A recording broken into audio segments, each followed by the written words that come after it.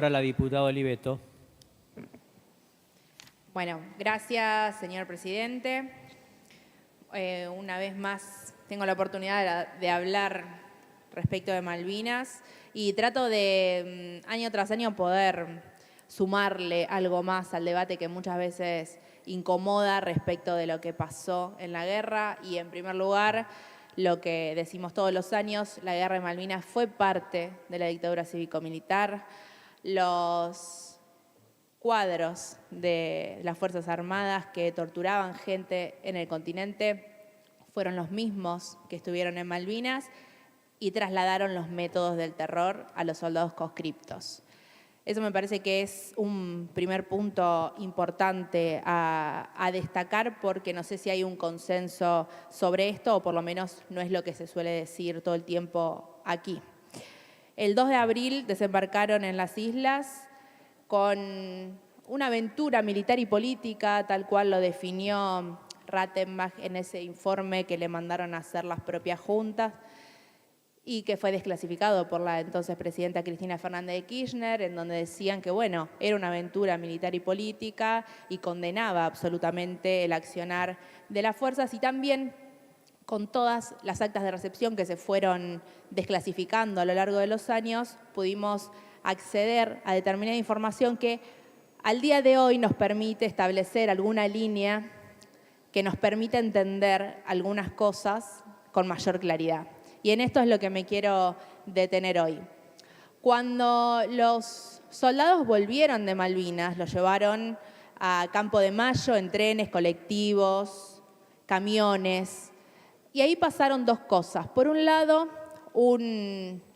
operativo de recuperación, que en realidad tuvo que ver fundamentalmente con un operativo engorde, porque los soldados conscriptos en 70 y pico días perdieron entre 20 y 30 kilos,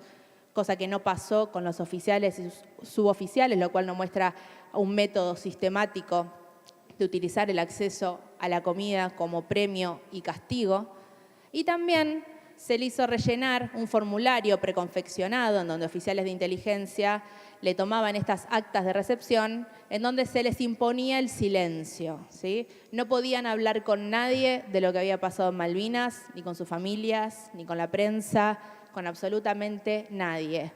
Y esto tiene que ver fundamentalmente con la planificación de un proceso de desmalvinización que empezó a gestarse desde mayo de 1982, antes de que termine la guerra. Y esto me parece importante que reflexionemos puntualmente sobre esto, porque lo que se buscaba en definitiva era deslegitimar la voz de esos soldados conscriptos, porque fundamentalmente, como dijo Cristina, al igual que los organismos de derechos humanos, los combatientes de Malvinas fueron los que terminaron de parir la democracia, y en este manotazo ahogado de la dictadura, de usar una causa noble a los sentimientos y muy cara a los sentimientos de todos nosotros como pueblo argentino, para sostenerse en el poder y seguir instaurando este modelo económico neoliberal. Entonces, deslegitimar la voz de los soldados tenía que ver fundamentalmente con, por un lado, que no se conforme un nuevo colectivo como fueron las madres y las abuelas, que puedan poner en riesgo este relato de gesta heroica que se repite todavía hoy, y por otro lado, para que no se sepan las torturas, los vejámenes, las violencias, que lo conté el año pasado, pero digo, torturas, estaqueos,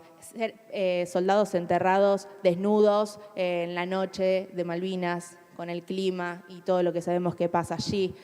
Son cientos las denuncias que hoy esperan todavía alguna resolución de los 10 recursos extraordinarios que están en la Corte Suprema de Justicia de la Nación, que no se resuelven,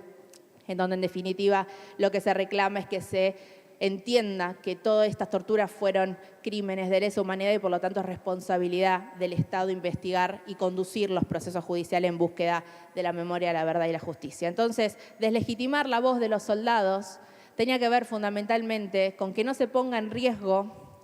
el relato de la gesta heroica, que no se constituyan nuevos organismos como fueron las madres y las abuelas, y a la vez, a diferencia de los cuadros del ejército, que cuando volvieron tuvieron su trabajo, su obra social, los soldados conscriptos quedaron a la buena de Dios, sin ningún tipo de atención médica, psicológica y con la prohibición de hablar, con lo cual, a partir de esto, se empezaron a observar y a vivenciar los primeros suicidios. ¿Saben qué? es casi la misma cantidad de los excombatientes que se suicidaron respecto de los que murieron en el combate, y eso, alguna señal de alarma nos tiene que encender como comunidad.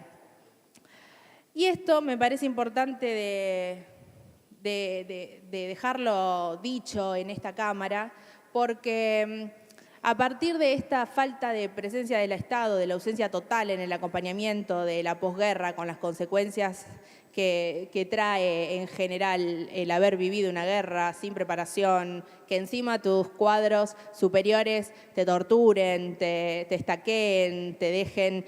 vieron la imagen del cuero de las vacas estaqueados en el campo, eso hacían con los soldados, con los pibes de Malvinas, que todo el mundo canta la canción. Bueno, es importante dejar la hipocresía de lado y entender que está todo bien con el 2 de abril decir palabras, discursos, que están buenísimos, pero ¿cómo puede ser que puedan vivir muchos de los que dicen eso desoyendo el reclamo cuando esos mismos pibes nos dicen todo lo que pasaron? Entonces, a partir de la ausencia del Estado, se empezaron a juntar entre ellos como una forma de tener un lugar seguro, se fueron conformando los centros de excombatientes para poder hablar, poner en palabras, organizarse también en búsqueda de algún tipo de reconocimiento por lo que había pasado, porque estaban totalmente desamparados. Y ahí fue que en el año 91 empezaron a tener la pensión y con eso pudieron acceder a PAMI. PAMI, que no solo no estaba preparada como el sistema de salud público, ninguna obra social, ni siquiera la obra social de los militares, para atender las demandas que personas que habían vivenciado una guerra necesitaban, ¿no?, en términos de acceso a la salud, sino que PAMI en definitiva tampoco estaba preparado para atender jóvenes de 30 años, de 25 años, de 40 años, que empezaban a reconstruir su vida, formar familia, tener hijos. Entonces, por un lado teníamos la falta de cobertura de las cuestiones específicas, de las secuelas de haber vivido una guerra, y por otro lado una obra social que tampoco estaba preparada para atender esa población con esas necesidades específicas. A partir de la llegada de Néstor Kirchner a la presidencia, en el año 2004, se cambia la forma de acceder de esas pensiones, se transforman en pensiones que tienen que ver específicamente con Malvinas y dejan de ser pensiones graciables, y a su vez, en el año 2005, se crea un programa específico en PAMI que se llama el Programa Nacional de Atención al Veterano y Excombatiente de Guerra y su Grupo Familiar, con la finalidad de mejorar y ampliar la cobertura de las prestaciones médico-asistenciales y de apoyo social, así como también la creación de actividades preventivas para mejorar su calidad de vida. Esto tiene que ver también porque el aporte que hacen los excombatientes al PAMI es proporcional a los saberes que perciben, con lo cual, al tener necesidades muy específicas, tienen un financiamiento particular para sus necesidades. Así las cosas transcurrieron, resistieron y fueron creando sus propias prestaciones para las necesidades específicas que tenían, hasta que con la llegada de Javier Milei les llegó la motosierra y empezaron a ir a la farmacia y, oh casualidad, también ellos tenían que pagar sus medicamentos. Digo esto porque todo el mundo habla de la gesta heroica, todo el mundo dice honor y gloria a la guerra de Malvinas. Ahora, ¿con qué cara? ¿Con qué cara le sacan los medicamentos a los combatientes que aportan proporcionalmente al haber que perciben, que tienen necesidades específicas? Y les cuento, hace muy poquito tiempo se suicidó otro excombatiente de Malvinas. No es algo que quedó en la historia. Entonces digo, ¿con qué cara hablan? Porque entiendo, a los jubilados en general los cagan a palo en la calle, no tienen problema. Ahora, cuando dicen los discursos de Malvinas, honor y gloria, ¿con qué cara? A ellos también. Porque, ¿qué pasa? Ahora la causa judicial que está tramitando ahora está en la Cámara Federal de Apelaciones acá en La Plata. La respuesta que dan los abogados de PAMI es, no, bueno, en la resolución dice que los excombatientes no están incluidos en este recorte. Bueno, todos los días se van sumando testimonios de combatientes que van a la farmacia y tienen que pagar por sus medicamentos. Entonces me parece que hay que dejar de lado. Por lo que veo tampoco hablan ni siquiera de efeméride ahora, porque hay bastante voces opositoras hablando también en esta fecha tan importante, ni siquiera está eso. Pero digo, después los vamos a ver a todos en los actos aplaudiendo a los veteranos, recordando y como siempre confundiendo historia, memoria, como si fuesen cosas que a veces los usan como sinónimos y a veces los usan como cuestiones antagónicas. Frente a esto, Digo, hay algo que aprendí de Eduardo Luis Duhalde, que hace una diferenciación, hablando de los procesos de derechos humanos entre historia y memoria, que pide autorización para leer, presidente, que dice: la historia, a diferencia de la memoria, es un intento de reconstrucción de aquello que ya no se corporiza y con la que no se tiene contacto, en tanto es parte del pasado. Además, la historia se diferencia de la memoria por su carácter intelectual, que no puede escindirse del análisis crítico. La memoria, en cambio, contribuye a la consolidación de un discurso narrativo desde el presente. La memoria no es escéptica ni neutral. La memoria incomoda, obviamente. La verdad histórica nos asiste, las pruebas están, la justicia no estaría, pero tampoco nos sorprende demasiado. Están esperando los combatientes que se sigan levantando las banderas de memoria, verdad y justicia, y sobre todo